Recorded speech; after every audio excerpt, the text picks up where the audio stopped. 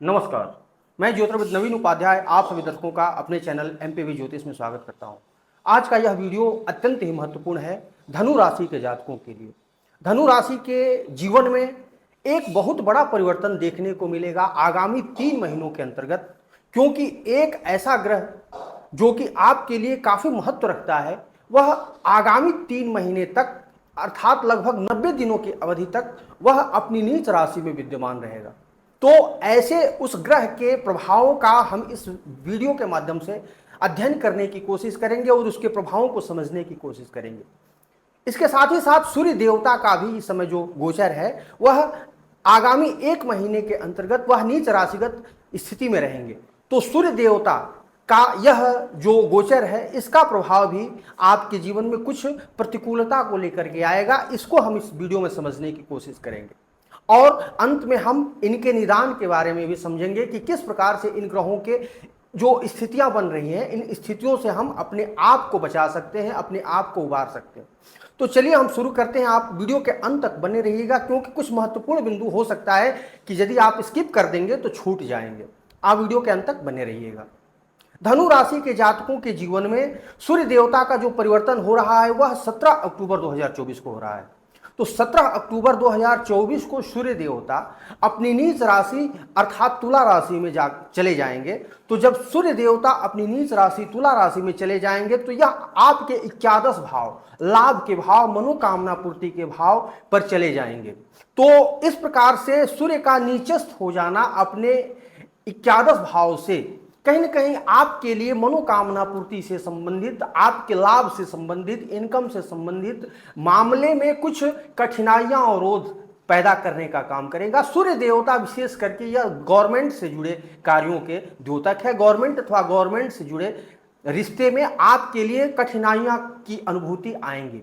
जो भी आपका गवर्नमेंट से जुड़ा हुआ कार्य पेंडिंग है उसके पूर्ति में आपके लिए कुछ परेशानियां आप अवश्य देखने का काम कर सकते हैं। हालांकि 11 भाव सूर्य देवता का कारक स्थान है, तो कारक स्थान में होने के कारण सूर्य देवता की निदान आपके द्वारा करने पर सूर्य देवता के उत्तम परिणाम आपको देखने को मिलेंगे। सूर्य देवता से संबंधित उपाय करने पर इस उपाय को हम अंत में समझने की कोशिश करेंगे।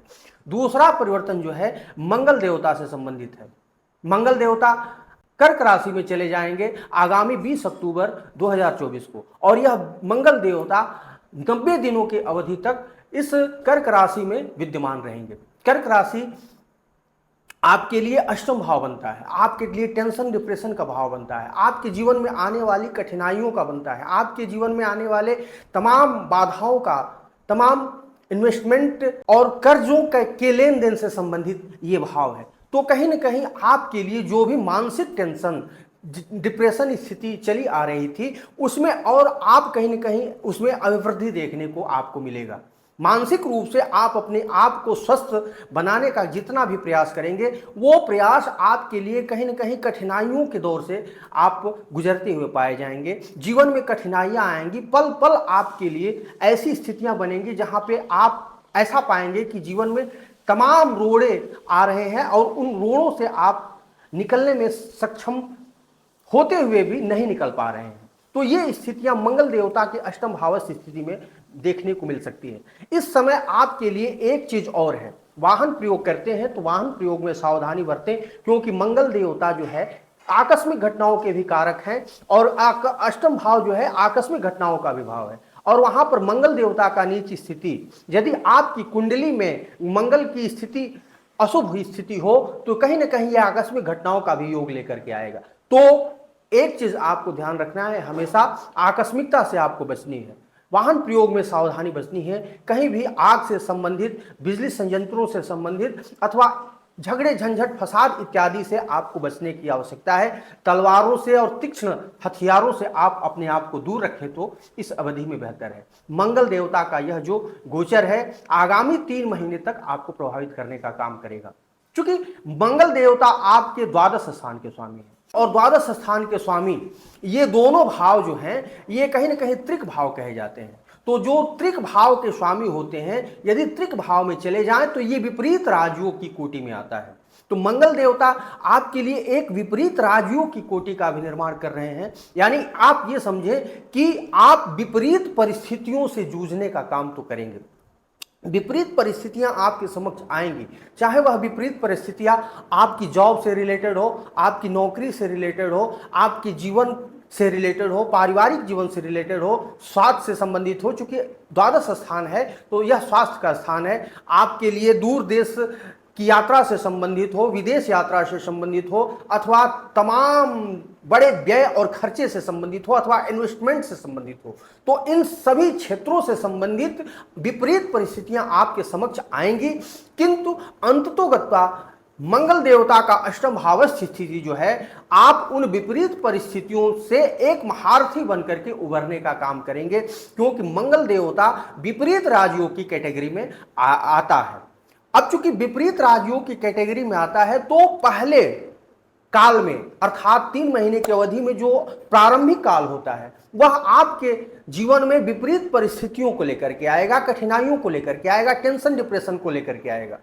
अब उस टेंशन डिप्रेशन के एवज में आपके अंदर एक हिम्मत, एक उससे लड़ने की क्षमता उत्पन्न होगी, और वो लड़ने की क्षमता जब आपके अंदर आएगी तो वो सामर्थ्य, वो ताकत आपके लिए उन विपरीत परिस्थितियों से आपको उबारने तक का रास्ता तय कराने का काम करेगा। यानी कहने का मतलब ये है कि आप जिन स्थिति परिस्थिति के भौजाल में आप फंसे हुए अपने आप को पाएंगे, वो अनवरत गति से धीमे धीमे आप उन परिस्थितियों से निकल जाएंगे, और कहीं न कहीं अंततोगत्वा आप एक विजेता के रूप में आप उभर करके आएंगे, क्योंकि यह विपरीत राजयोग की कोटि में आता है। अब बात करें मंगल देवता, चूंकि जिसकी कुंडली में मंगल देवता अस्त हो, वक्री हो, मंगल देवता नीच राशि के हो, तो उनके लिए विपरीत राजयोग की यह स्थिति जो है, अथवा ये जो अष्टम भावस्थ मंगल की स्थिति है, ये काफी कष्टप्रद होती है।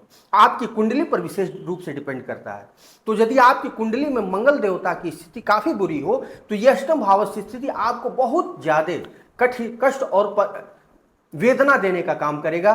तो आप मंगल से संबंधित निदान को भी कर सकते हैं। मंगल से संबंधित यदि आपको निदान करना है, तो आप शत्रु बाधाओं से मुक्त हो सकते हैं, ऋण से मुक्त हो सकते हैं, किसी आकस्मिक घटना से मुक्त हो सकते हैं, मानसिक चेतना और वेदना से आपको मुक्ति मिल सकती है, मार्ग में आने वाले बाधा व अवरोध बंधनों से आप मुक्त हो सकते हैं, नौकरी में आने वाली परेशानियों से आप मुक्त हो सकते हैं। कोई जॉब करते हैं, जॉब छूट गया है, जॉब मिल नहीं रहा है, तो इन सारी परेशानियों से आपके लिए मुक्ति के मार्ग और दरवाजे खुलने का काम करेंगे। तो मंगल का आप उपाय विशेष करके इस अवधि में कर लें, तो आपके लिए ये एक सुअवसर बन करके आएगा।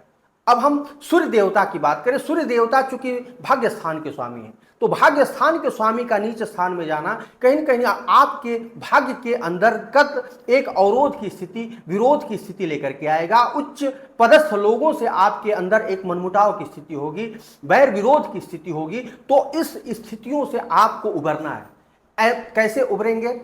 आपको सूर्य देवता के लिए प्रतिदिन आप सूर्य देवता को जल दें। प्रतिदिन तांबे के लोटे में जल लेकर के उसमें कुमकुम और लाल फूल, लाल अक्षत का प्रयोग करके और ओम ह्राम ह्रीम ह्रौम स सूर्याय नमः इस मंत्र के द्वारा प्रतिदिन 3 बार सुबह सुबह आप सूर्य देवता को जल दें और उनसे प्रणाम करके और उनसे विनती करें कि हे सूर्यदेव, हमारे मार्ग में आने वाले सारे बाधाओं को आप दूर करें, किसी भी परेशानी से हमें मुक्ति प्रदान करें और जीवन में सारी कठिनाइयों को आप दूर करें। इस प्रकार से सूर्य देवता को यदि आप जल देना प्रारंभ करते हैं तो सूर्य देव का यह जो दोष है आप पर नहीं रहेगा। दूसरा, आपको मंगल देवता के लिए उपाय करनी है। मंगल देवता के लिए आपको भगवान हनुमत का आराधना करनी है। अब आराधना के कई तरीके हो सकते हैं। आप सुंदरकांड का पाठ कर सकते हैं, इनके लिए हनुमान चालीसा का पाठ कर सकते हैं। मंगल देवता के लिए मंत्र जाप भी कर सकते हैं। मंत्र जाप आपको कैसे करनी है? प्रति मंगलवार से शुरू करके यदि आप प्रतिदिन ओम ह्राम ह्रीम ह्रौम सह भौमाय नमः इस मंत्र का कम से कम 108 माला लाल चंदन से यदि आप करते हैं तो आपके लिए मंगल के ये जो दोष हैं, इन दोषों से आप मुक्त हो सकते हैं और मंगल से आने वाली कठिनाइयों से मुक्त होकर के और आगामी 3 महीने आपके लिए सुखप्रद होंगे। आपके नौकरी जॉब से संबंधित, आपके प्रोफेशनल लाइफ से संबंधित सारी कठिनाइयां दूर हो जाएंगी। धन्यवाद, नमस्कार। यदि आपको वीडियो अच्छा लगा हो कृपया चैनल को सब्सक्राइब करें, बेल आइकन को दबाना न भूलें। धन्यवाद।